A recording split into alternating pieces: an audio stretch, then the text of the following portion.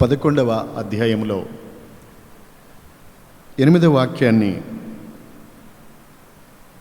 మీరందరూ బైబిల్ తీసి చూడండి. అబ్రహాము పిలువబడినప్పుడు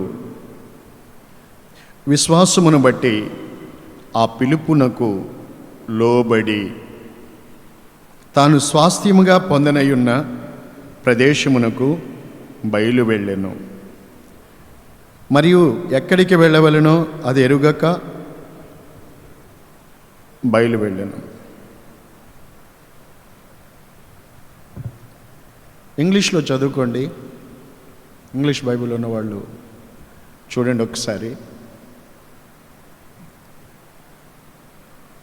చదువు. అక్కడ చదవండి.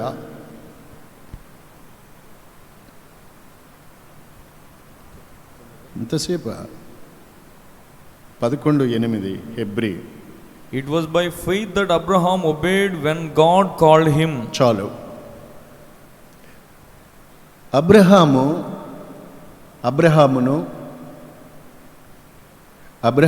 obeyed when God called him. దేవుడు అబ్రహామును పిలిచినప్పుడు అబ్రహాము విధేయుడయ్యను. అబ్రహామును దేవుడు పిలిచాడు. ఆ పిలిచి దేవుని యొక్క పిలుపుకు అబ్రహాం ఏం చేశాడండి? విధేయత చూపాడు, విధేయుడయ్యాడు. విధేయత అనేది ఎంతో ప్రాముఖ్యము. ఆ విధేయతలోనే ఎన్నో ఆశీర్వాదాలు దాగి ఉంటాయి. మనం బైబిల్లో చూస్తాం ఈ అబ్రహామును గురించి. దేవుడు అన్ని విషయాలలోనూ అతన్ని ఆశీర్వదించెను అని ఆదికాండం 24వ అధ్యాయం 1వ వాక్యములో చెప్పబడింది. అన్ని విషయాలలో కూడా ఇలా చూడండి మీరు, అన్ని విషయాలలో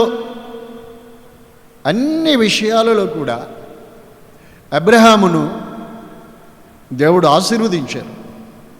దాని అంతటికీ కారణం ఏంటి అంటే ఒకటే, అతనిలో ఉన్న ఆ ఒబీడియన్స్, విధేయత.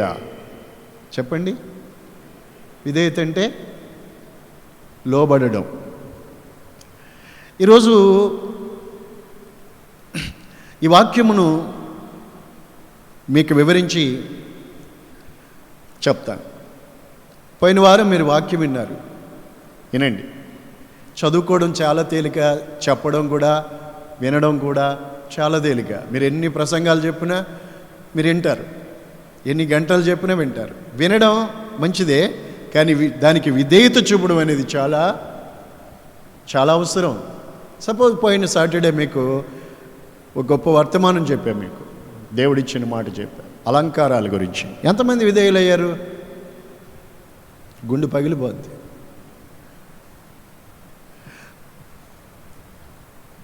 వినండి, మరి ఆశీర్వాదం అనేది ఎలా వస్తుందో చెప్తాను.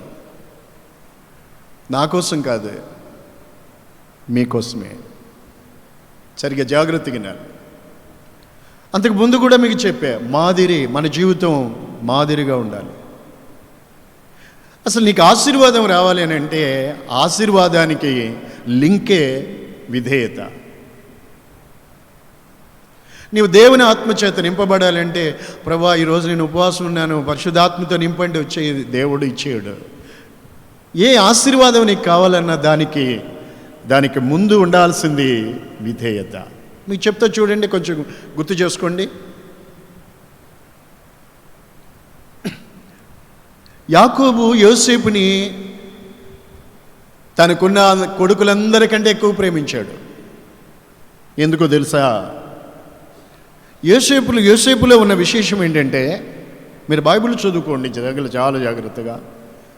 మిగతా ఎవరి గురించి బైబిల్లో మనం చూడంగానే యోసేపును గురించి చూస్తాము. వాళ్ళ యాకోబు యొక్క కొడుకులందరిలో కూడా యోసేపును పిలిచి వాళ్ళ డాడీ యాకోబు ఏం చెప్పినా మంచిది నాన్న అన్నాడు. రే మీ అన్నోళ్ళ దగ్గరికి వెళ్ళి వాళ్ళు ఆచూకీ ఏంటో తెలుసుకురా, మంచిది నాన్న. దావీదును కూడా వాళ్ళ నాన్న యేషయ్య, రే నీ వెళ్ళి ఏమయ్యారు ఏంటో యుద్ధంలో మీ అన్నోళ్ళు, వాళ్ళ దగ్గరికి వెళ్ళిరా, వాళ్ళ దగ్గరికి పంపిస్తాను, వెళ్ళారా, వచ్చాడు. అవునా కదా, అవునా కదా, అవునా కదండి. ముసలాయన అయిపోయారండి ఇస్సాకు. రే బాబు యెషావు, నాకు మాంసం తినాలని ఉంది, నిన్ను దీవించాలని కోరుకుంటున్నాను, నువ్వు వెళ్ళి అడవికి వెళ్ళు. అడవికి వెళ్ళడం అనేది ఒక చిన్న తేలికపాటి విషయం కాదు. ఒక వేటాడి మాంసం తెచ్చి దాన్ని వంట చేసి తీసుకురా నా దగ్గరికి. ఇన్ని చెయ్యాలా? ఆశీర్వాదించాలనుకునే వ్యక్తి ఆశీర్వదించవచ్చు కదా. అసలు ఏ ఆశీర్వాదానికైనా దానికి లింక్ ఒబీడియన్స్, విధేయత. చెప్పండి, బాగా చెప్పాలి అందరూ. నేను చెప్పేది మీరు వినండి, మాట్లాడండి అవసరం వచ్చినప్పుడు. విధేయత. అబ్రహామును గురించి మనం బైబిల్లో చూస్తున్నాం. మెసొపొతామియా దేశంలో అబ్రహాము తన ఊళ్ళో ఉన్నప్పుడు, వాళ్ళ తండ్రి ఇంట్లో తన బంధువులతో స్వదేశంలో స్వజనుల మధ్యలో అతడు ఉంటున్నప్పుడు మహిమగల దేవుడు అతనికి ప్రత్యక్షమై, నీవు నీ దేశాన్ని, నీ తండ్రి ఇంటిని, నీ బంధువుల్ని విడిచిపెట్టి నేను చూపించే దేశానికి వెళ్ళు, నేను నిన్ను ఆశీర్వదించి గొప్ప జనంగా చేస్తాను, గొప్పవాడిగా చేస్తాను, నీ నామమే గొప్ప చేస్తాను, నిన్ను ఆశీర్వదించిన వాళ్ళు ఆశీర్వించబడతారు, నేను ఎవడైనా దూషించాడా వాడు శపించబడతాడు అని దేవుడు ఇంతవరకు ఒక చిన్న మెసేజ్ ఇచ్చాడు. అంతేనండి, అంతే. ఏమండి ఈ మాటలు ఏమన్నా చిన్నగానే అనిపించవచ్చు, కానీ నీ దేశాన్ని వదిలిపెట్టే, నీ జనాన్ని వదిలిపెట్టు, నీ తండ్రి ఇంటిని కూడా వదిలిపెట్టు, నేను చూపించే దేశానికి వెళ్ళు అంటే ఎన్ని ఆలోచిస్తారండి మీరు? సామాన్యం అండి, ఎన్ని ఆలోచిస్తారు? అరే నేను బాగా వినాలి. దేవుడు చెప్పిన మాటకి అబ్రహాము ఏమయ్యాడండి? ఏమయ్యాడు? Abraham obeyed and God called him. దేవుడు అతన్ని పిలిచినప్పుడు ఒబేయాడు. తను ఎక్కడికి వెళ్ళాలో తెలియదు. తను వెళ్ళే చోట, తను ఉండే చోట అయితే అందరూ ఉన్నారు, కానీ తను వెళ్ళే చోట తనకి ఎవరూ లేరు, ఏమీ లేదు. ఇల్లు ఉండదు, వాకులు ఉండదు, జనం ఉండరు, పిలిచేవాళ్ళు ఉండరు, పలకరించేవాళ్ళు ఏముండరు. కానీ దేవుడు చెప్తున్నాడు, నేను నిన్ను ఆశీర్వదిస్తానని. అంతేనండి, దేవుడు చూసేది అతనిలో విధేయత. చూశాడు, అబ్రహామును చూశాడు దేవుడు. ఆ దేశాన్ని వదిలిపెట్టాడు.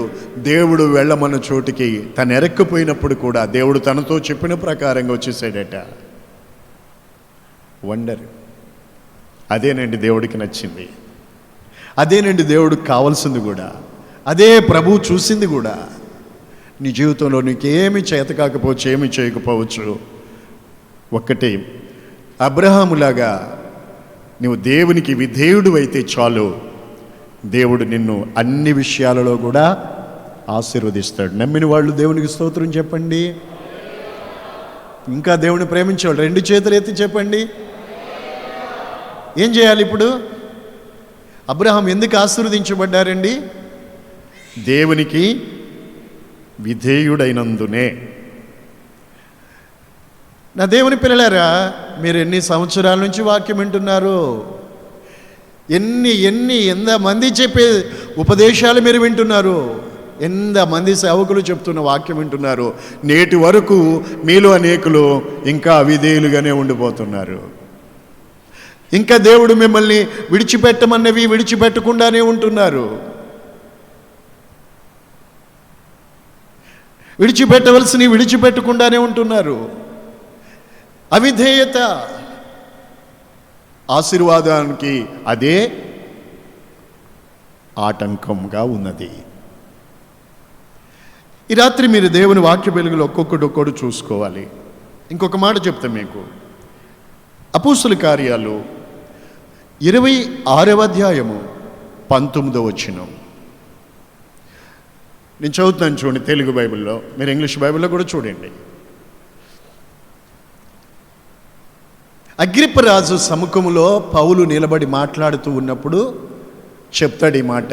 అగ్రిప్పరాజా, ఆకాశము నుండి కలిగిన ఆ దర్శనమునకు నేను అవిధేయుడను కాక. బైబిల్ తీసి చాలా శ్రద్ధాభక్తితో వినండి.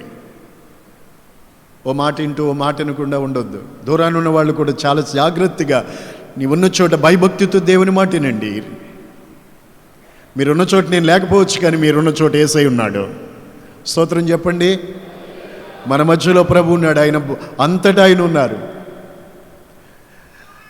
Praise the lord. హల్లెలూయా. చదవండి ఇప్పుడు. And so King Agrippa, I obeyed that the vision from heaven. Praise the Lord. Hallelujah. I obeyed that vision from heaven. I obeyed. నేను ఆకాశము నుండి కలిగిన ఆ దర్శనానికి నేను విధేయుడనయ్యాను. తల్లపైకి లేపండి కొంచెం. సౌలు యవనస్తుడిగా ఉన్నారు.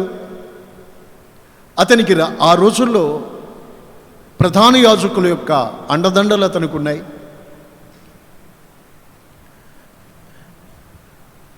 కేవలం దేవునికి విరోధంగా అంతవరకు అతడు ఎంతోమంది పరిశుద్ధులను హింసించి దేవునికి విరోధంగా అతను ప్రవర్తిస్తూ ఉన్నాడు. దేవునికి విరోధంగా చేయించున్నాడు ఏదైనా కానీ. దేవుడు చూస్తున్నాడు. సరిగా ఆ దినాల్లో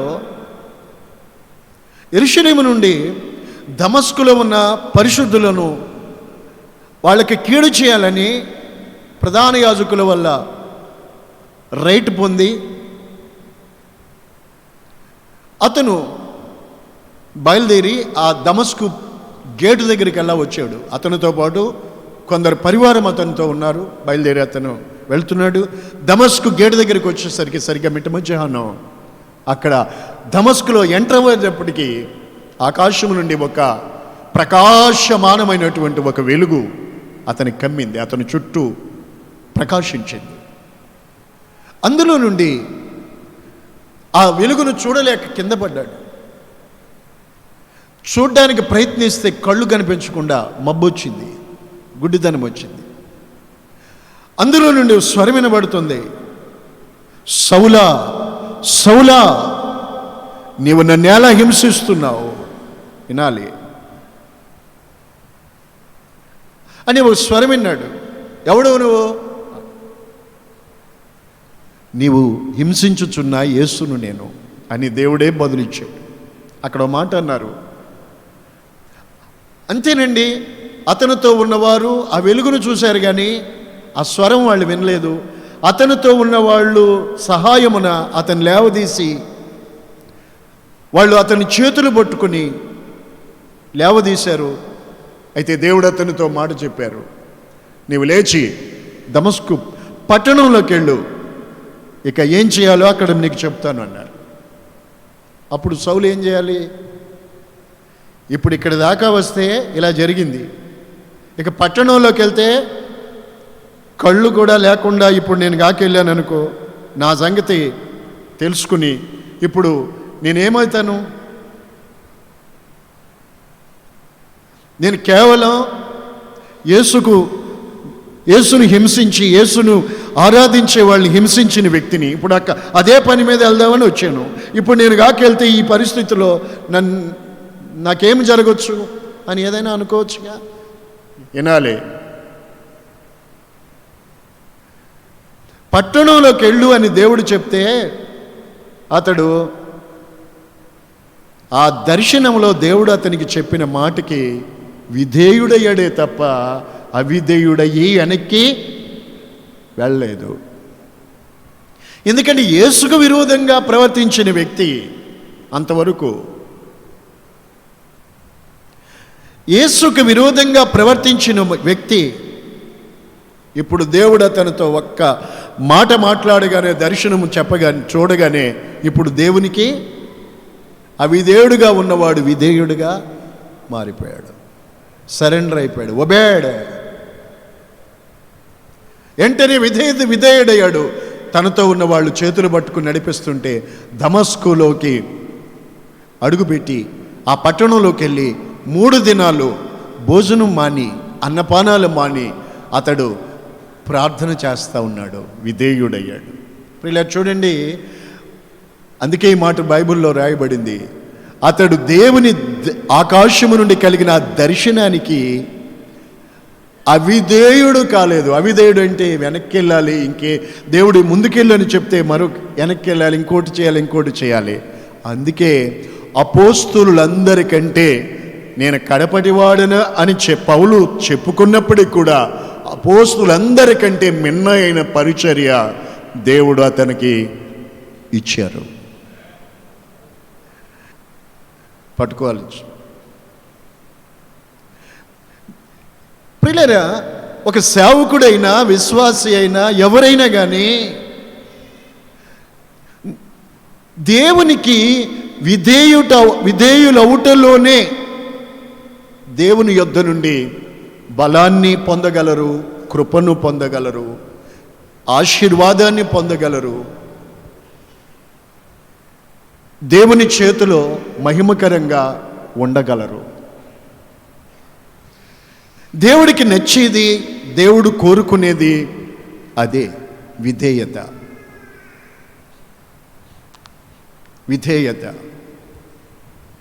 ప్రైజ్ ది లార్డ్. దేవునికి విధేయులైన వారికి కలిగే కొన్ని గొప్ప ఆశీర్వాదాల గురించి చూద్దాం మనం. మీరు బైబిల్ నుండి కొన్ని చూడండి. అవిధేయులైతే వాళ్ళకి వచ్చేది ఏంటో కూడా చెప్తాను, దేవుని మాట మీకు చెప్తాను. విధేయులైన వారికి కలిగేది ఏంటి అని అనగా, హెబ్రీ పత్రిక 5:10.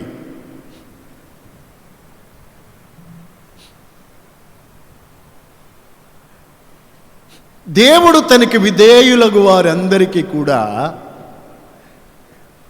నిత్య రక్షణకు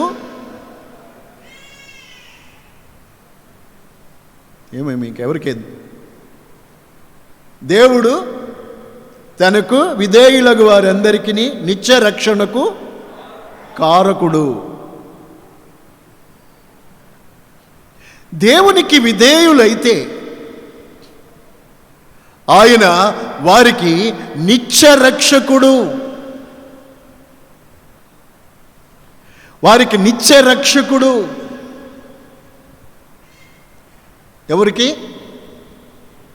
ఎవరికండి? తనకు మాట్లాడాలి. తనకు విధేయులకు వారందరికీ ఆయన ఏమవుతారు? నిత్య రక్షణ వారికి కలుగుతుంది ఆయన వల్ల. ఆత్మరక్షణ పేతురు పత్రికలో ఉంది. గొప్ప రక్షణ హెబ్రీ పత్రికలో చెప్పబడింది 2వ అధ్యాయంలో. ఇది నిత్య రక్షణ. దేవుడు తనకి విధేయులకు వారందరికీ కూడా నిత్య రక్షణకు కారకుడవుతారు. నీవు దేవునికి విధేయత చూపినప్పుడు దేవుడు నీకు నిత్య రక్షకుడుగా ఉంటాడు. నీవు దేవునికి విధేయుటలవుటలో అయ్యేవారికి కలిగేది నిత్య రక్షణ. దేవుని పరిశుద్ధ నామానికి స్తోత్రం. ఒక ఉదాహరణగా చూడండి. ప్రభువైన యేసు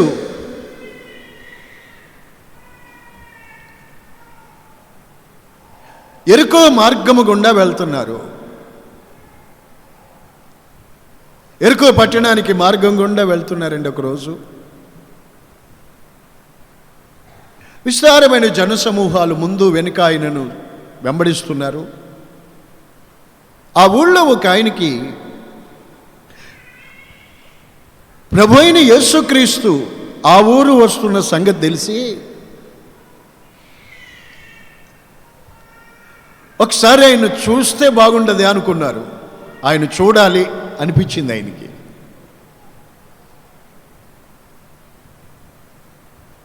యేసు ప్రభు వారు ఎలా ఉన్నారో ఒకసారి చూడాలి అని ఆశపడ్డారండి.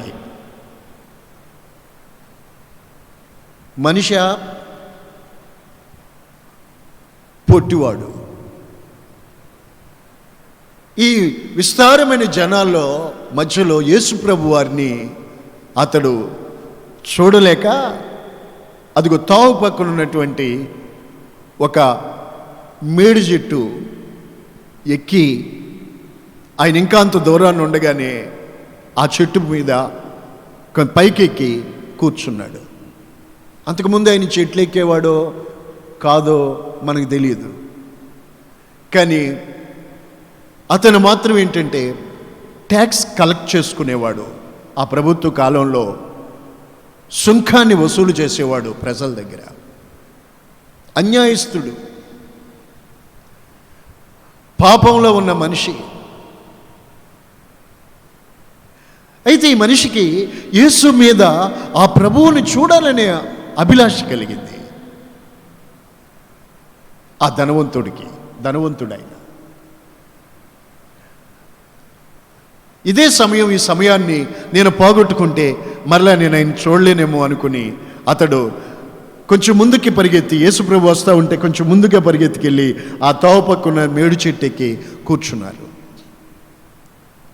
ఇదంతా ఇతడు పరిగెట్టడం, ఇతను ఆలోచించుకోవడం, ఆయన్ని దాటిపోనిస్తే చూడలేనేమో, ఈ జనాల మధ్యలో మరలా నాకు ఈ అవకాశం రాదేమో, ఇలా అనుకుని తలంచుకుని పరిగెత్తి ఎన్ని తిప్పలబడ్డాడో, ఎన్నిసార్లు కాలు జారిపోయి, ఎన్నిసార్లు కొమ్మ పట్టుకొని పైకెక్కి మొత్తమే సెట్ అయ్యి అక్కడ కూర్చుని ఉన్నాడు.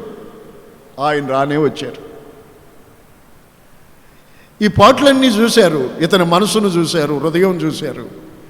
అదిగో సరిగ్గా అక్కడికి రానిచ్చి ఆయన అదిగో అతన్ని సరిగ్గా ఆయనే తలెత్తి చూసి కన్నులెత్తి అతని పేరు పెట్టాడు. జక్కయ్య, త్వరగా దిగు, నేడు నేను నీ ఇంట ఉండవలసి ఉంది అని చెప్పారు. ఇంత అనుకోలేదండి జక్కయ్య గారు. కానీ యేసు ప్రభు త్వరగా దిగు, నేను నీ ఇంట్లో ఉంటాను, ఈరోజు ఉండవలసి ఉంది అని చెప్పేసరికి అది అక్కడే కనపడుతుంది. లూకా 19:5 అతడు త్వరగా దిగి అంటే అర్థం ఏంటి? అది ఏమండి, ఇక్కడ యేసయ్య మాటకి జక్కయ్య ఏం చేశాడు? ఒబేయ్ లోబడ్డాడు. ఆయన చెప్పినట్టే విధేయత చూపించాడు, దిగొచ్చాడు. నా ప్రియులారా, నీ జీవితంలో కూడా ఇది జరగకపోతే, ఇది లేకపోతే నువ్వెక్కడున్నావు అక్కడే ఉంటావు, ఎలా ఉన్నావు అలాగే ఉంటావు. యేసు మాత్రం దాటి వెళ్ళిపోతాడు. ఆయన వల్ల మాత్రం నీకే ఆశీర్వాదం రాదు. తనకి విధేయులై వారందరికీ కూడా నిత్య రక్షణకు ఆయన కారణభూతుడు. సో జక్కయ్య దేవుని మాట వినగానే దిగొచ్చాడండి. ఉన్న చోటు వదిలిపెట్టి ప్రభువు చెప్పినట్టుగా ఆయన పాదాల చెంతకు దిగొచ్చాడు. సరెండర్ అయిపోయాడు, దిగొచ్చాడు. అంతే. అతనికి దేవుని అతనికి ఆయన ఏమయ్యారు చెప్పండి? ఆయనకు నిత్య రక్షణకు కారణభూతుడయ్యారు.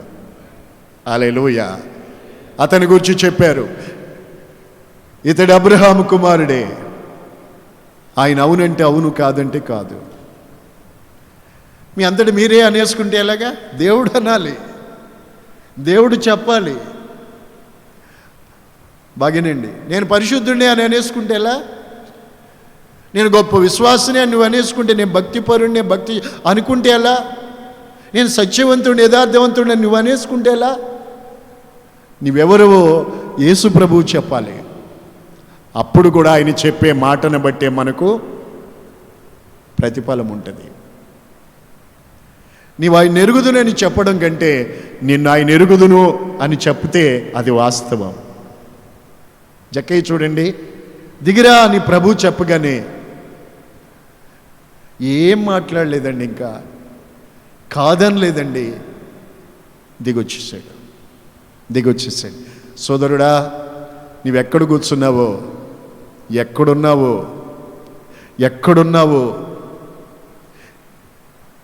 నీవు ఉన్న చోటు నుండి ప్రభువు మాట విని విధేయత చూపిస్తే నీకు ఆయన నిత్య రక్షణకు కారణభూతుడుగా ఉంటాడు. ఇదిగో నేడు ఇంటికి రక్షణ వచ్చింది, విధేయుడైనందుకే కదా.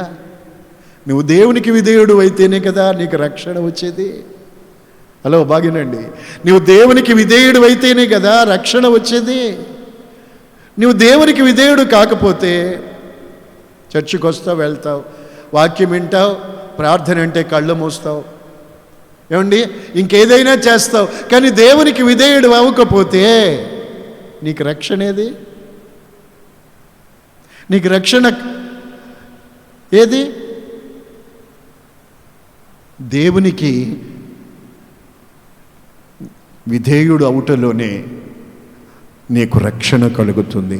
ఒకవేళ దేవునికి విధేయుడు కావట్లేదా, నీకు రక్షణ కలుగదు. స్తోత్రం.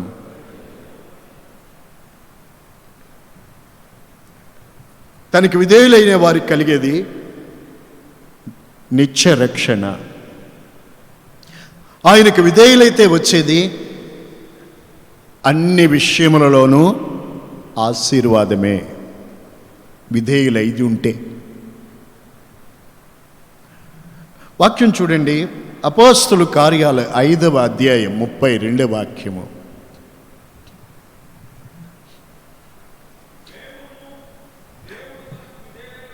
ఆ వాక్యం కూడా మీరు బైబిల్లో గుర్తుపెట్టుకోండి. దేవుని బిడ్డలు మర్చిపోరాదే. దేవుడు తనకు విధేయులగు వారికందరికీ అనుగ్రహించు పరిశుద్ధాత్మ. సరే, ఇక తిప్పమాకండి, ఉండండి, వినండి. ఏమండి, ఆయనకు విధేయులైతే ఆయన అనుగ్రహించేది ఏమిటండి? పరిశుద్ధాత్మ అను వరం.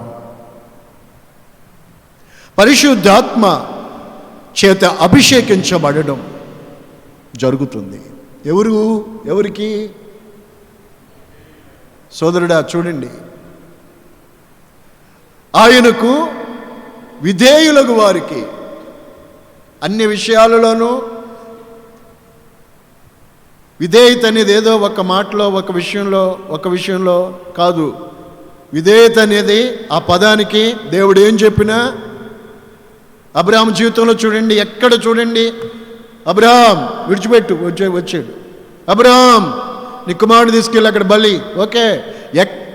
ఎప్పుడు అబ్రహాములో దేవుని ఎడల ఎక్కడ అవిధేయత చూడలేం మనం. ఏదో మనలో ఉంటారు కొంతమంది, కొన్ని విషయాల్లో దేవుని మాట వింటారు, మరికొన్ని విషయాల్లో సౌలులాగా నచ్చని ఎంచుకొని నచ్చని అన్నీ చంపుతూ ఉంటారు. సౌలులాగా అన్నీ చేసేసాను అనుకుంటూ ఉంటారు. ఇంకా దాచిపెట్టుకున్నవి రంకెలేస్తూనే ఉన్నాయి. చూసారా? అదే అవిధేయత. హలో నా సహోదరులారా, ఒక అవిధేయత ఎంతో నష్టానికి సౌలును గురి చేసింది. సౌలు కుటుంబము కుమారులతో కూడా ఎంతో నష్టానికి గురి చేసింది అవిధేయతే.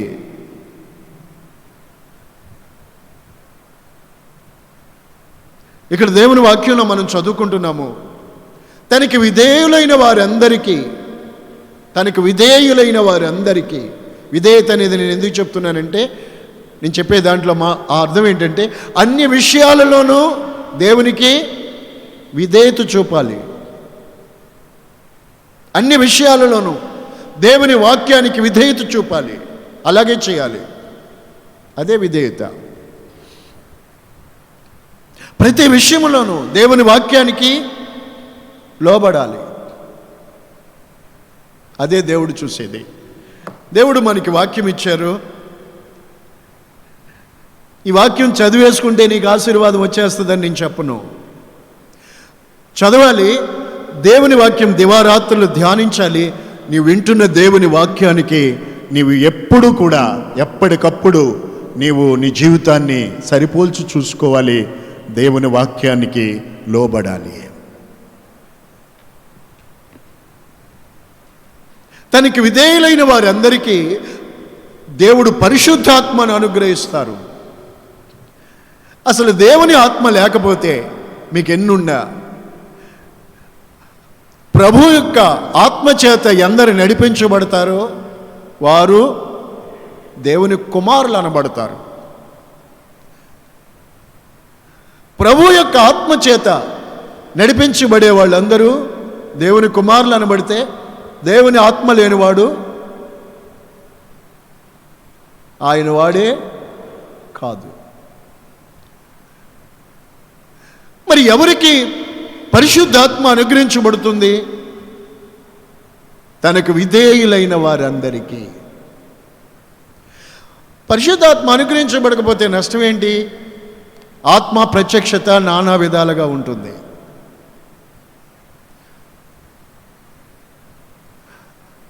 దేవుని ప్రజలారా,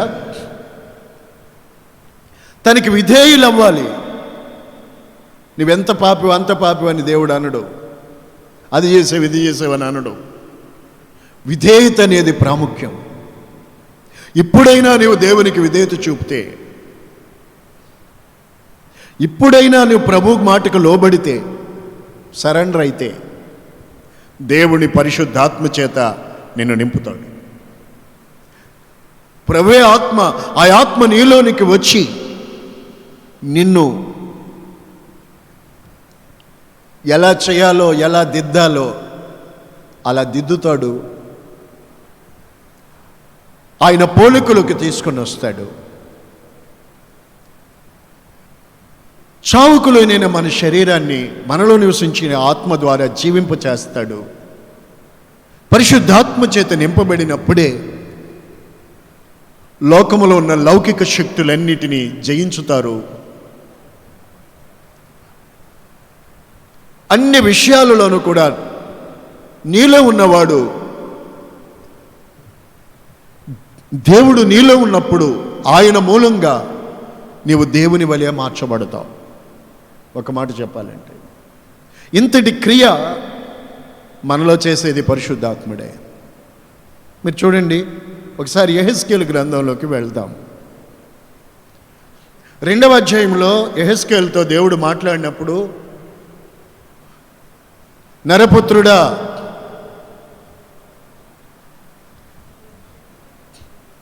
నరపుత్రుడా, సన్ ఆఫ్ మ్యాన్, నరపుత్రుడా, దేవుడు మాట్లాడతాడండి యెహెజ్కేలుతో ఆ రోజున. నరపుత్రుడా, నీవు చక్కగా నిలబడు, నేను నీతో మాట్లాడుతాను. దేవుడు మొట్టమొదటిగా అక్కడ ఆ మాట చెప్పారండి 2వ అధ్యాయం ఆరంభంలో.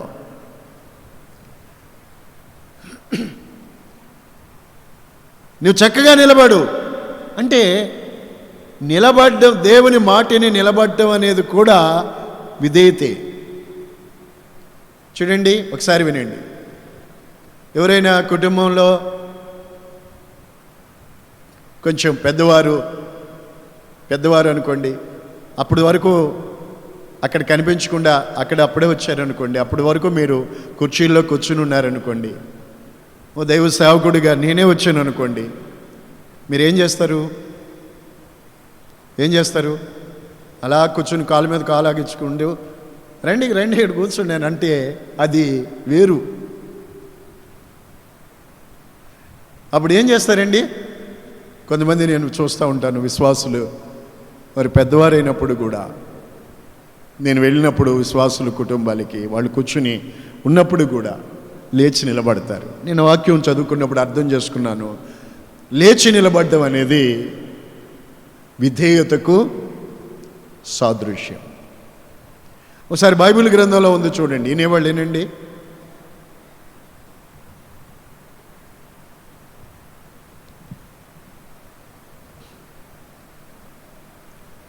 యాకోబు 20 సంవత్సరాలు వాళ్ళ మామగారి ఇంట్లో పనిచేసి భార్య బిడ్డలతో బయలుదేరి వెళ్ళిపోతాడు కదా. లాబాను గారు యాకోబు లాబాను కూతుళ్ళని పిల్లల్ని తీసుకొని మందలను తీసుకుని యాకోబు వెళ్ళేటప్పుడు చెప్పకుండా బయలుదేరి వెళ్ళిపోయాడు. ఈ సంగతి తెలుసుకుని కోపంతో తరుముకి వెళ్దామని కొందరిని తీసుకుని వెళ్తాడు. ఇల్లు చక్కబెట్టుకుంటే ఇంట్లో కొన్ని బంగారపు విగ్రహాలు లేవు. ఇంకెవరు కూతుళ్ళ మీద రాలే అనుమానం, అల్లుడి మీద వచ్చింది. ఎందుకని ఇన్నాళ్ళు ఇంట్లో ఉన్నాడు కదా దొంగోడు అనుకున్నాడు యాకోబుని దొంగోడు అనుకున్నాడండి. నువ్వు వెళ్తే వెళ్ళొచ్చు కదా, నా ఇంట్లో బంగారు విగ్రహాలు దొంగిలించేవేంటి అనే మాట అనేసాడండి. చాలా బాధేసింది నీతైనుడు యాకోబు. అప్పటికే దైవ దర్శనం కలిగి దేవుడు నీ తండ్రి ఇంటికి వెళ్ళి అంటే బయలుదేరి వస్తున్నాడు. నీతో చెప్తే ఎల్లనివేమో అనుకుని చెప్పలేదు తప్ప నీ విగ్రహాలు నేను దొంగిలించిన వాడిని కాదు, చూసుకో కావాలి తిను, నీ విగ్రహాలు ఎవరి దగ్గర ఉన్నాయో వాళ్ళు బతకూడదు, నేనైనా సరే అని అన్నాడండి. అప్పుడు ఒక్కొక్కరు గుడారాల్లోకి వెళ్ళి, ఏమండి ఏంటి వినడానికేనండి మీరు వచ్చింది? దేవుని వాక్యం వింటున్నారా? యేసుప్రభు చూస్తారు మీ హృదయాలు, దేవుని నా మాటలు ఎలా వింటున్నావు నువ్వు అని దేవుడు చూస్తాడు. దేవుని మాటలు ఎలా వింటున్నారో దేవుడు మీ ఆలోచనలు, మీ తలంపులు, మీరు హృదయం ఎలా స్వీకరిస్తున్నారో ప్రభు చూస్తారండి. ఆ వినడం ద్వారానే మీకు ఆశీర్వాదం వస్తుంది. చాలా జాగ్రత్తగా వినాలి. యాకోబు గుడారంలోకి వెళ్ళాడు, చెక్ చేశాడు, దొరకలేదు. ఆ తర్వాత లేయా గుడారం చూశాడు, దాసీల గుడారం చూశాడు, రేచెల్ ఉంది కదా, ఆ రేచెల్ గుడారంలోకి వెళ్తే అక్కడ రాహేల్ అంది. వాళ్ళ నాన్నగారు ఆ గుడారంలోకి రావడం చూసి, నాన్నగారు సారీ, తమరు ఎదుట నేను పైకి లేచి నిలబడలేనందుకు నన్ను క్షమించండి, కోప్పడకండి.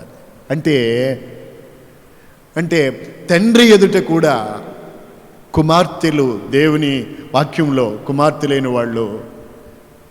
వాళ్ళు లేచి వాళ్ళ తండ్రికి విధేయత కనపరచున ఆనవాళ్ళది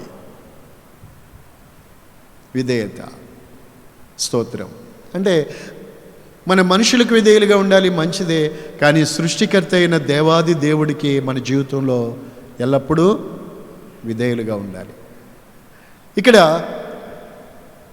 యెహెజ్కేలుతో దేవుడు చెప్పినప్పుడు, నరపుత్రుడా నువ్వు చక్కగా నిలబడు, లేచి నిలబడు అంటేనే విధేయత. సో తర్వాత 3వ అధ్యాయంలో 24 వాక్యం అనుకుంటూ చూడండి, అక్కడ ఏమని ఉందంటే, అప్పుడు యెహెజ్కేలు నేలను సాగిలి పడిపోయాడండి. దేవుని మాటిని సాగిలి పడిపోయాడు. సాగిలి పడ్డం అంటే నేలను ఒక్కసారి బోర్లో పడుకున్నారు అనుకోండి, నేలను బోర్లో పడుకున్నారు అనుకోండి, ఆ మనిషి యొక్క శరీరం అంతా నేలకి టచ్ అవ్వాలి. ఈ నొసటి కాడి నుంచి మొత్తం చెస్ట్, స్టమక్, ఏమండి పాదాలు సహితము కూడా మొత్తం ఆనుకోవాలి. అదే సాష్టాంగపడడం. అదే దానికి అర్థం ఏంటంటే, నేలను సాష్టాంగపడడం అంటే పూర్తిగా విధేయుడు అవ్వడం. ఆ మాట మనం చూసుకోండి.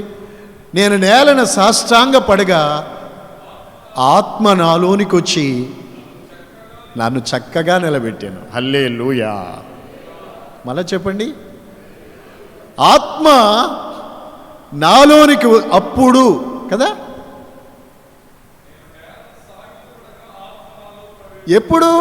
ఎప్పుడైతే చెప్పండి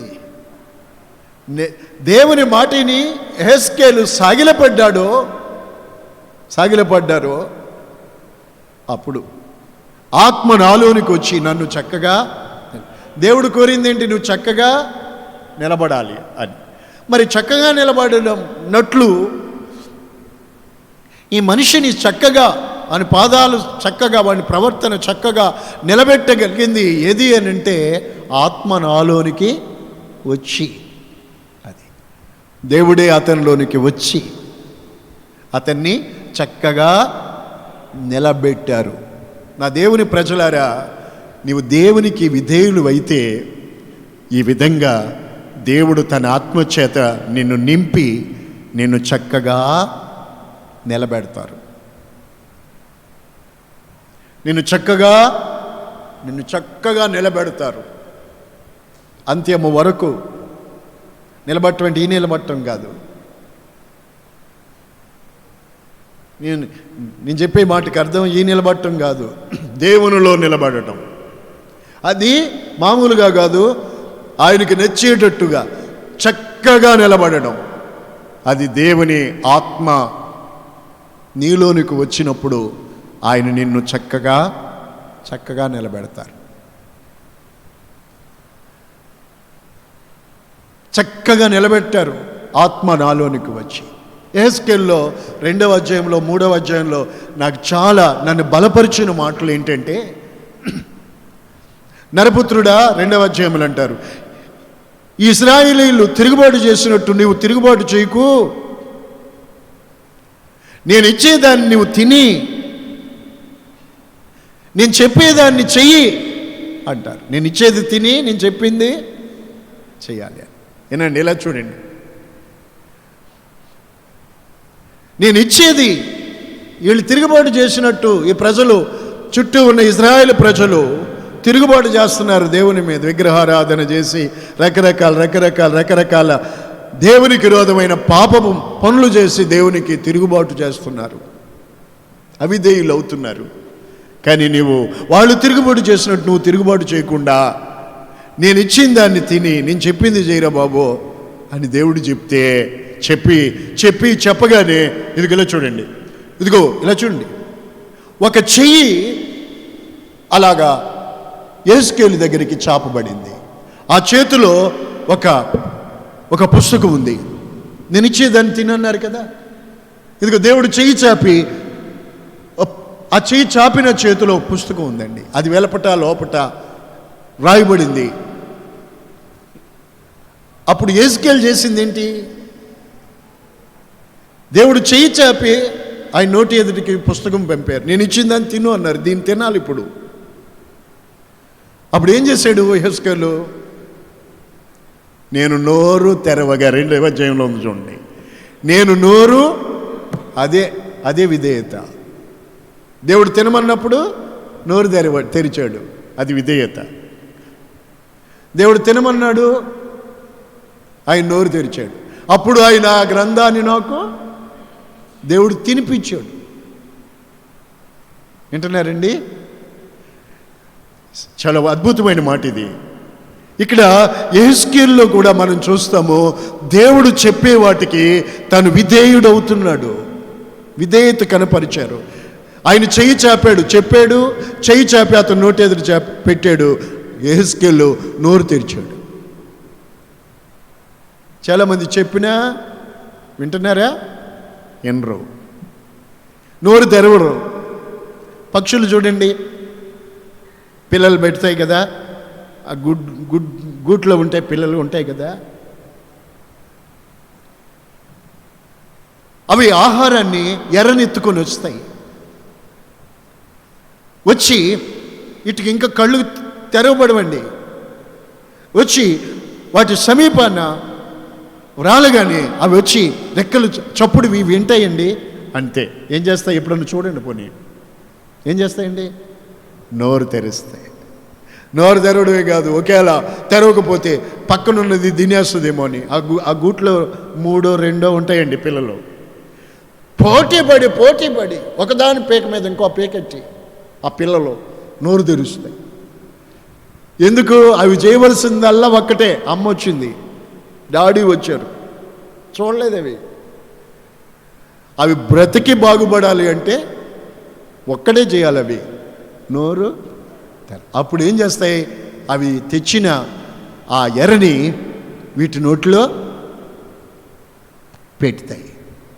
ఆ విధంగా అవి పెద్దవవుతాయి. దైవజనమా, దేవుని సంఘమా, దైవ ప్రజలారా, ఈ వాక్యం మనం నేర్చుకోవాల్సింది ఏంటంటే, ఈరోజు ప్రభువు చెబుతున్న మాటల్ని నీవు యెహెజ్కేలులాగా నీవు వినాలి, విధేయత చూపాలి, దాన్ని తినాలి, తిని ఆయన చెప్పింది చెయ్యాలి. గట్టిగా చెప్పండి. గట్టిగా చెప్పండి. అదేనా గట్టిగా చెప్పడం? గట్టిగా చెప్పండి. చెప్పేది గట్టిగా చెప్పండి. ఇంకా చెప్పండి. నా ప్రియులారా, వాళ్ళు తిరుగుబాటు చేసినట్టు నువ్వు తిరుగుబాటు చేయకు. ఈ రోజున మీరు ఏం చేస్తున్నారండి? ఒకసారి ఆలోచించండి. దేవుని నెరగని ప్రజలు, అన్యజనులు లేక నామకార్థులు ఉన్నట్టుగా మీరు దేవునికి తిరుగుబాటు చేస్తున్నారా? దేవుని వాక్యం వినకుండా, దేవుని మాట వినకుండా, ఆయన చెప్పింది చేయకుండా ఉంటున్నారా? లేక దేవుడిచ్చిన వాక్యం విని తిని ఆయన చేయమన్నది, ఆయన చెప్పింది చేస్తున్నారా? ఒకసారి ఆలోచించండి. మీలో మీరు ఒక్కసారి ఆలోచించండి ఈ విషయం. ఇది చాలా అవసరం అండి. చాలా సార్లు మనం దేవుని విషయంలో ఆలోచించం, దైవికమైన కార్యాలు ఆలోచించరు, మిగతా సంగతులన్నీ ఆలోచిస్తారు. కానీ దేవుని విషయంలో ఒకసారి ఆలోచించు. నీవు దేవుని మాట విని విధేయత చూపుతున్నావా? ఆయన చెప్పింది చేస్తున్నావా వాక్యం విని? లేక ఇతరులు తిరుగుబాటు చేస్తున్నట్టే నీవు కూడా దేవుని మీద తిరుగుబాటు చేస్తున్నావా?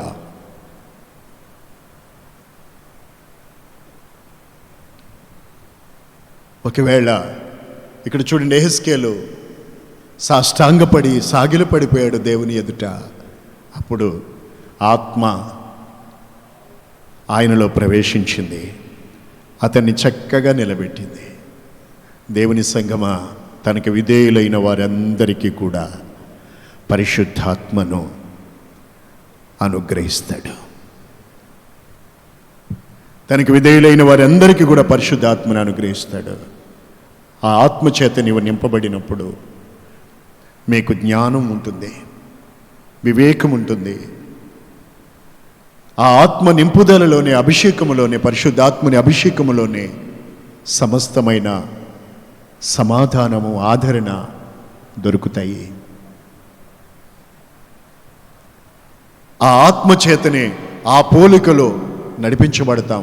ఆ ఆత్మచేత నింపబడి అన్ని విషయాలలోనూ క్రమంగా నడుచుకోగలుగుతాం.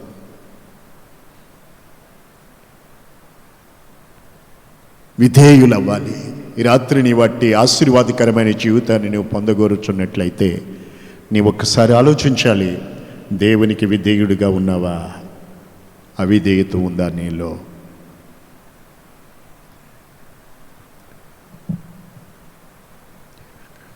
ఏ విషయంలో ఒకవేళ నీలో అవిధేయత ఉందో ఒక్కసారి చూడు. దాని విషయమై ఈ రాత్రి ప్రభువు దగ్గర ఒప్పుకో, పశ్చాత్తాపడు, దాన్ని వదిలిపెట్టు. నీలోని విధేయతను దేవుడు చూడగానే ఆత్మ నీలోనికి వచ్చి నిన్ను చక్కగా నిలబెడతాడు. కాలు జారే వారి కోసం ఏం కనిపెట్టుకుంటుంది? చెప్తారే? ఎవరు చెప్తారు? కాలు జారే వారి కోసం ఎవరు చెప్తారు? తిరస్కారము కనిపెట్టుకుని ఉండును. కాలు జారే వారి కోసం తిరస్కారము కనిపెట్టుకుని ఉంటుంది. నిన్ను చక్కగా నిలబెట్టేవాడు పరిశుద్ధాత్ముడు.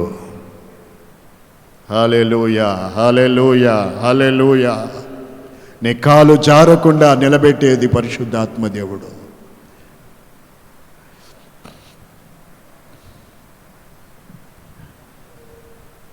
నా దేవుని జనాంగమా, తనకు విధేయులైన వారందరికీ పరిశుద్ధాత్మను అనుగ్రహిస్తాడు. మీకు చెప్పాను, దేవునికి విధేయులు అయి ఉండుటలోనే అబ్రహాము, చెప్పాలి, చెప్పండి అయ్యా, దేవునికి విధేయుడై ఉండుటలోనే ద్వారానే అబ్రహాము దేవుని చేత అన్ని విషయాలు ఆశీర్వదించబడ్డాడు. దేవునికి విధేయత చూపినందుకే దేవుడు తనకి విధేయులైన వారికి నిత్య రక్షణకు కారకుడు. దేవుడికి విధేయుడైతేనే నువ్వు రక్షించబడతావు. దేవుని వాక్యానికి విధేయత చూపకపోతే నువ్వు ఎప్పటికీ రక్షించబడలేవు.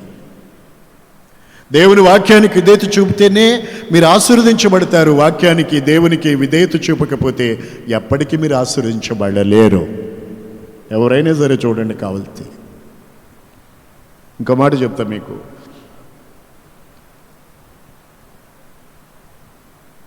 మొదటి పేతురు 1:14.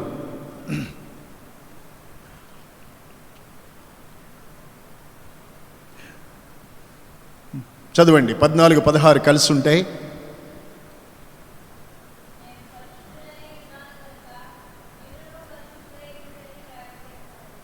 ఇంకా కొంచెం గట్టిగా చదవమ్మా, గట్టిగా చదవడం నేర్చుకోండి.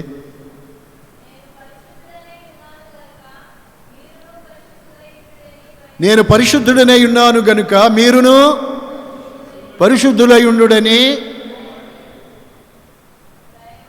వ్రాయబడి ఉంది. మన దేవుడు ఏమై ఉన్నారు? మనం ఆరాధించు దేవుడు ఏమై ఉన్నారు చెప్పండి? ఆయన పరిశుద్ధుడు అనండి. పరలోకంలో పాట పాడుతున్నారు దేవదూతలు కదా, ఏమని పాడుతారు? పరిశుద్ధుడు, పరిశుద్ధుడు, సైన్యములకు అధిపతి యెహోవా పరిశుద్ధుడు, పరిశుద్ధుడు, పరిశుద్ధుడు. ఇదే పాట. ఆయన పరిశుద్ధుడు. దేవుడు అంటేనే ఆయనకి కామకోద మదమత్సర్యాలు ఉండవు. స్తోత్రం. ఆయన పరిశుద్ధుడు, అంతే. ఆయన పరిశుద్ధుడు. Praise the lord. హల్లెలూయా. ఆయన పరిశుద్ధుడండి. తర్వాత ఆయన పరిశుద్ధుడై ఉన్న ప్రకారం మీరును ఏముండాలి? ఏమై ఉండాలి? పరిశుద్ధులై ఉండాలి. ఏమై ఉండాలండి? నీ మనస్సు, నీ తలంపులు, నీ చూపులు, నీ నడవడి, నీ మాట, నీ తినే విషయంలో, ప్రతి విషయంలో నీ మనసును కానీ శరీరాన్ని కానీ అపవిత్రపరుచుకోకూడదు. ఆయన ఎదుట పరిశుద్ధులై ఉండాలి. సాతానుగాడు అనేక రకాల తంత్రాలు, ఎందుకంటే ఆ పరిశుద్ధతలో నుండి నిన్ను పడేయాలని అనేక ప్రయత్నాలు. ప్రవాహంలాగా ఈరోజు ఈ ఇంటర్నెట్ ఆ మధ్య నేను ఒక మ్యాటర్ చదివాను అది పేపర్లో. ఈ భయంకరమైన పాపమును గూర్చి ఎంతో సమాచారం నెట్ ద్వారా లభ్యమవుతుంది ప్రజలకి. అది గాక లేకపోతే, ఇంటర్నెట్లో అది గాక లేకపోతే ఏమండి, ఈ రోజున ఈ ప్రజలు ఇంతగా ఈ సెల్ ఫోన్ల వినియోగం ఉండేది కాదు అని. నీవు ఆయన ఎప్పుడు ఆయన బిడ్డమైతే గనుక ఆయన పరిశుద్ధుడైన ప్రకారం మీరు పరిశుద్ధులై ఉండాలి. ఒకప్పుడు టీవీలు, సీరియల్లో, సినిమాలు, ఇప్పుడు అంతకంటే అధికంగా ఈ నెట్ ప్రవాహం వల్ల వస్తూ ఉంది. నాకు దాని గురించి అంతగా తెలియవు. నేను బైబిల్లో ఉన్న మాటలు మాత్రం చెప్పగలుగుతాను. నెట్ గురించి వీటి గురించి నాకు తెలియండి, అంతగా తెలియవు.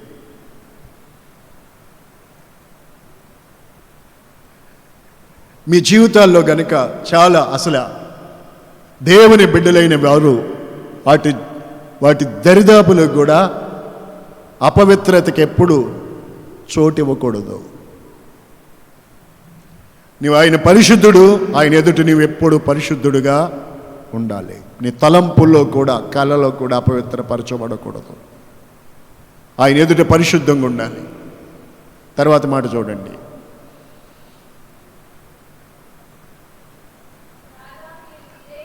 కాగా మీరు విధేయులకు పిల్లలై.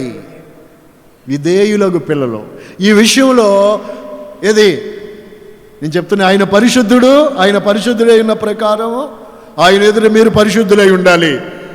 కాగా ఈ విషయంలో మీరు విధేయులకు పిల్లలై, మీ పూర్వపు అజ్ఞాన దశలో మీకుండిన ఆశలను దురాశలను అనుసరించి ప్రవర్తించక, మిమ్మల్ని పిలిచిన వాడు పరిశుద్ధుడై ఉన్న ప్రకారంగా మీరును సమస్త ప్రవర్తన యందు కూడా పరిశుద్ధులై ఉండాలి. చూడండి,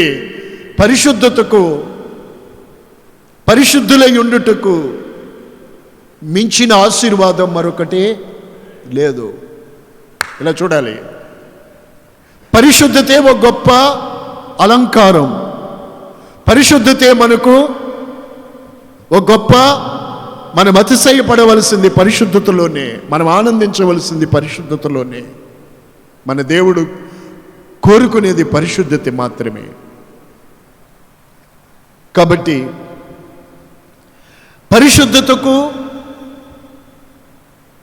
పరిశుద్ధపరచబడడానికి విధేయత అనేది అవసరం.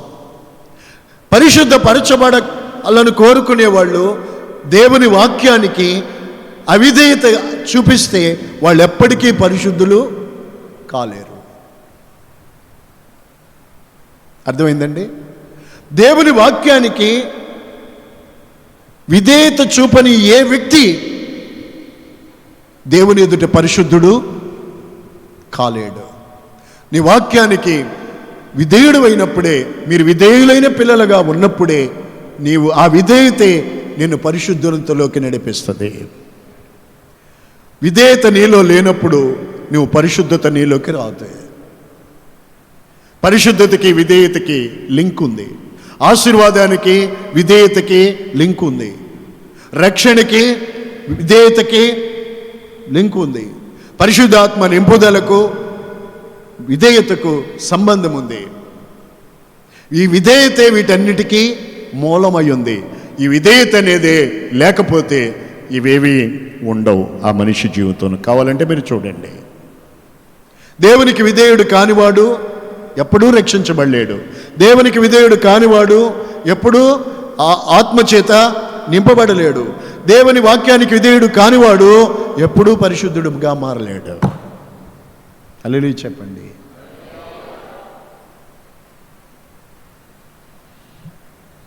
కాగా మీరు విధేయులైన పిల్లలు కావాలి. ఆఖరి మాట చెప్తా మీకు.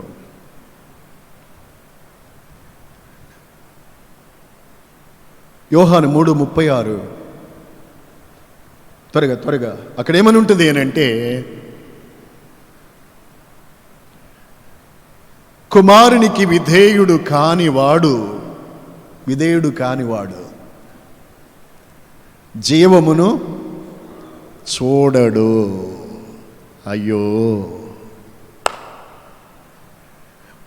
ఒకవేళ నీవు క్రైస్తవుడిగా పుట్టుండొచ్చు, క్రైస్తవ పేరు పెట్టుకుని ఉండొచ్చు, దేవుని బిడ్డవని అనిపించుకోవచ్చు, సంఘానికి వస్తూ వెళుతూ ఉండవచ్చు, నేను పలానా చర్చికి సంబంధించిన విశ్వాసనని చెప్పుకోవచ్చు, నువ్వు రోజు వాక్యం వింటూ ఉండవచ్చు, కానీ కుమారునికి విధేయుడు కాకపోతే జీవాన్ని చూడలేవు. కానీ దేవుని ఉగ్రత వాని మీద నిలిచి ఉంటుంది. ఏముంటుంది? దేవుని ఉగ్రత ఉంటుంది. ఎవరి మీద చెప్పాలి? చెప్పండి. ఇందాక నాకు ఒక ఆయన ఫోన్ చేశారు అమలాపురం నుంచి, నెంబర్ ఇచ్చారని మన వాళ్ళు ఎవరు, మన విశ్వాసులు. ఆయనతోటి ఎవరో చెప్పారంట. ఎవరంటే ఎవరు చెప్పారు మీకన్నా? బాబా భక్తుడండి ఆయన చెప్పి. ఏం చెప్పాడు మీకు? నీకు నీ పిల్లలకి భయంకరమైన ముప్పు ఉందని చెప్పారండి. చాలా వణుకుపోతున్నాడు ఆయన. ఎవరు చెప్పారు? నేను అడిగాను, ఎవరు చెప్పారు? బాబా భక్తుడండి ఆయన చెప్పాడు అని. ఏం చెప్పాడు అన్న? నీకు నీ పిల్లలకి నీ కుటుంబానికి ముప్పు ఉంది, భయంకరమైన ముప్పు ఉంది, దడెత్తిపోతున్నారు. నేను చెప్పాను, నీ సమస్యలన్నిటికీ యేసు ప్రభువు ద్వారా పరిష్కారం ఉంది. నువ్వే స్థితిలో ఉన్నావో, అయ్యా నువ్వు యేసునందు విశ్వాసం ఉంచి నీ చేతులు ఆయనక చాపు, నన్ను రక్షించు యేసయ్యా అని అడుగు. నా దేవుడు నీ జీవితంలో గొప్ప విడుదలిచ్చి నిన్ను కాపాడుతాడు. ఆ మనుషులు చెప్పే మాటలని నువ్వు నమ్మవద్దే అని నేను ప్రార్థన చేసి నేను చెప్పి ఉన్నాను. స్తోత్రం. గట్టిగా చెప్పండి. నేను చెప్తాను వినండి. రాత్రి నీవు దేవునికి విధేయుడు అయితే ఇందాక చెప్పిన ఆశీర్వాదాలన్నీ నువ్వు పొందుతావు. ఇప్పుడు ఆఖరి మాట, కుమారుడికి విధేయుడు కాకపోతే నీ నెత్తి మీద ఏముందో తెలుసా? దేవుని ఉగ్రత దిగబోతా ఉంది. ఇంకెవరు చెప్పక్కర్లేదు, ఖచ్చితంగా దేవుడు చెప్పిన మాట. నీవు దేవునికి విధేయుడు కాకపోతే, గట్టిగా చెప్తున్నా, మళ్ళా చెప్తున్నా, నువ్వు దేవునికి విధేయురాలువి కాకపోతే దేవుని ఉగ్రత, దేవుని కోపం, దేవుని ఉగ్రత నీ మీద నిలిచి ఉంటుంది. దేవునికి విధేయులయ్యారు యెహెజ్కేలు కానీ, పౌలు కానీ, సౌలుగా ఉన్నవాడు దేవునికి విధేయుడయ్యాడు, అవిధేయుడు కాల. అవిధేయుడై ఉంటే చచ్చేవాడు అక్కడ. కళ్ళు పోవడం కాదు, ప్రాణం పోయేది. అవిధేయుడై అడుగు వెనక్కేసి ఉండుంటే దేవుని ఉగ్రతకు పాత్రుడయ్యేవాడు. విధేయుడయ్యాడు గనక అనేకమైన ఆశీర్వాదాలకి పాత్రుడయ్యాడు. మీరు జాగ్రత్తగా వినవలసిన సమయం ఇది, జాగ్రత్తగా వినవలసిన వాక్యం ఇది. నేను మరలా చెప్తున్నాను, అవిధేయులైతే కుమారునికి విధేయుడు కానివాడు జీవము చూడడు కానీ దేవుని ఉగ్రత వాని మీద ఉంటుంది. ఎంతకాలం తెలుసో తెలియకో ఎంతవరకు ఏ విషయాల్లో నీవు అవిధేయత చూపావో, ఈ రాత్రి కడవరి కాలములో నా ప్రభువు మాట విని దేవునికి లోబడి భయపడి గడగడ వణికి యెహెజ్కేలులాగా సాగిలపడి, పౌలులాగా విధేయత చూపించి అబ్రహాములాగా విధేయుడు అయితే వారు పొందిన ఆశీర్వాదాల అన్నిటికీ మీరు కూడా పాత్రులవుతారు. అవిధేయత అనేది ఎంత భయంకరమో తెలుసండి. ఉగ్రత దిగ వస్తుంది, ఆ కుటుంబం మీదకి ఉగ్రత వస్తుంది. అవిధేయత బైబిల్లో నేను చెప్పాలంటే చాలా సంగతులు పరిశుద్ధ గ్రంథంలో దేవుడే చెప్పుంచాడు. ప్రపంచం అంతటికి, తరతరాలకి శాపగ్రస్తమైంది ఏది ముట్టుకోకూడదు అని దేవుడు చెప్తే, ఆకాన్ అనేవాడు దేవుని మాటకి అవిధేయుడయ్యి డేరాలో కొంచెం అదిగో సేనారు పై వస్త్రం, linen cloth, super linen cloth, gold, బంగారం, వెండి, డబ్బు ఇవి ఆశించి చూసారండి, తెచ్చి డేరాలో దాచిపెట్టుకున్నాడండి. ఏం తెలియదు అన్నట్టు ఉన్నాడు. అవిధేయత నా ప్రియులారా కుటుంబం అంతా నాశనం అయిపోవడానికి కారణమైంది. అతడు చేసింది అతనితోనే పోయిందా? అతడి పేరు ఆకాన్. ఏమండి, ఏం పేరు గుర్తుపెట్టుకోండి, ఏం పేరు? ఆకాన్.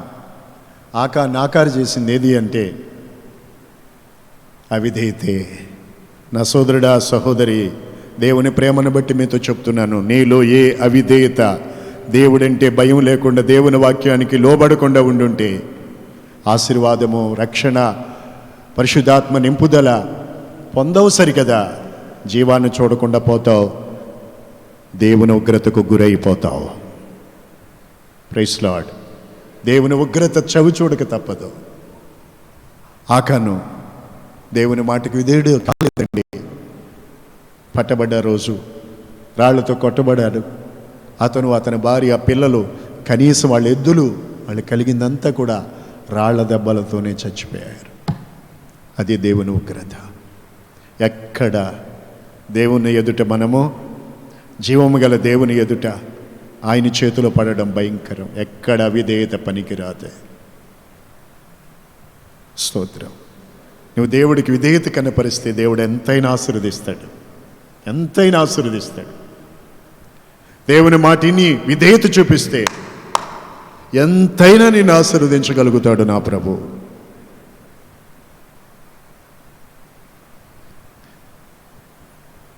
Praise the lord. కొలస్సీ 3:5 అక్కడ కూడా మాట ఉంది.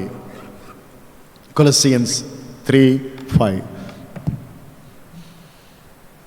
త్వరగా. కావున భూమి మీద ఉన్న మీ అవయవాలలో జారత్వము, అపవిత్రత, కామాతురత, దురాశలు, విగ్రహారాధనైన ధనాపేక్ష వీటిని చంపివేయండి. వీటి మూలముగా దేవుని ఉగ్రత అవిధేయులకు వారి మీదకి వచ్చును. ఈ చంపుకున్నందుకే ఆకాని మీదకి వచ్చింది దేవుని ఉగ్రత. నీలో చంపేసుకోవాలి. ఏంటిది? జారత్వం, సెక్సువల్ ఇమ్మోరిటీ, ఇంప్యూరిటీ, నీలో ఉన్న అపవిత్రత, ధనాపేక్ష, అది సమస్తమైన కీడులకు మూలం. లవ్ ఆఫ్ మనీ, గ్రీడీ, అలాంటి భయంకరమైనటువంటి ఇవి ఖచ్చితంగా నీలో ఉన్నప్పుడు వీటి మూలంగానే దేవునికి అవిధేయత చూపేది. వీటి వల్లే. ఇవి చంపితేనే కానీ విధేయత అనబడదు, రాదు. నీలో అవిధేయత కారణం ఇవి ఉండాలి. ఇవి ఉంటేనే అవిధేయత అనేది ఉంటుంది. ఇవి చంపితేనే విధేయత వస్తుంది. వీటిని చంపేయండి. లేనట్లయితే అవి మిమ్మల్ని దేవునికి అవిధేయులుగా చేస్తాయి. చాలామంది రోజుల్లో ఎందుకు బాప్తిసం పొందట్లేదు? ఇవి చంపకే. ఎందుకు పరిశుద్ధాత్మ లేక నింపుదల లేకుండా ఉన్నారు? ఎందుకు ఆశీర్వాదానికి దూరంగా ఉంటున్నారు? ఎందుకు పరిశుద్ధ జీవితానికి దూరంగా ఉంటున్నారు? ఇవిగో ఇవే. ఇవి చంపలేక, ఇవి చంపుకోక, ధనాపేక్ష. ప్రభు త్వరగా రాబోతున్నాడు. ఈ దినాలకు అవసరమైన మాటలను ఆ ప్రభువు మనకిస్తున్నారు. వీటిని చంపే. ఇవే నిన్ను దేవునికి అవిధేయునిగా చేస్తున్నాయి నీ శరీరంలో, నీ జీవితంలో. వాటిని చంపే. లేదా వీటి వల్ల దేవుని ఉగ్రత అవిధేయుల మీదకి దిగొస్తుంది. ఆ ఉగ్రత దిగి రాకమునిపే నీలో ఉన్న వాటిని చంపేసుకొని సాగిలపడి దేవుని ఎదుట విధేయత కనపరిస్తే నా దేవుడు మీ జీవితాల్లో తనకి విధేయులైన వారందరికీ కలిగే ఆశీర్వాదాల్ని, నిత్యరక్షణని, పరిశుద్ధాత్మ అభిషేకమును దేవుడిచ్చి మిమ్మల్ని చక్కగా నిలబెడతాడు. ప్రభువు రాకడికి మిమ్మల్ని సిద్ధపరుస్తారు. హల్లెలూయా. 2 చేతులు పైకెత్తి నిండు మనసుతో చెప్పండి. నోరు తెరవాలి. స్తోత్రం, స్తోత్రం. నీలో ఏ అయితే ఉన్నాయో ఆ అవిధేయత చంపేసుకో, చంపేసుకో. అందరూ మోకరించండి, కళ్ళు మూయండి. దేవుని వాక్యాన్ని దేవుడు మాట ఇచ్చారు. దేవుడు ఒక్క మారు మాట్లాడుతారు, 2 మార్లు మాట్లాడుతాడు. ఇక సారిసారిగా చెప్పరు. అబ్రహాముతో దేవుడు ఒక్క మారు మాట్లాడినా 2 మార్లు